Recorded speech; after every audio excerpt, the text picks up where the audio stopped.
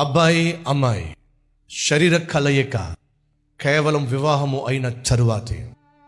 వివాహమే licence. అప్పటి వరకు ఆ అబ్బాయి ఆ అమ్మాయి పవిత్రంగా జీవించాలి. వివాహం అన్నిటికంటే ఘనమైనది. ఆనుపు పరుపు నిష్కల్మషముగా పవిత్రంగా ఉండాలి బైబిల్ సెలవిస్తుంది. ఈ రోజుల్లో అటువంటి వాతావరణం ఉందంటారా? పెళ్లి కాక మునిపే 4గురితో 5గురితో 10 మందితో అబ్బాయిలతో పాపిష్టి పనులు చేయటం, ఎంతో మంది అమ్మాయిలతో పాపిష్టి పనులు చేయటం.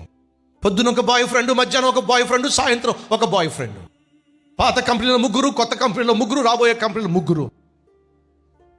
ఈ విధముగా యవ్వన ప్రాయంలోనే కుక్కలు చింపిన విస్తరాకు వలె శరీరాన్ని పాడు చేసుకుంటున్న అమ్మాయిలు అబ్బాయిలు ఎంతమంది లేరు?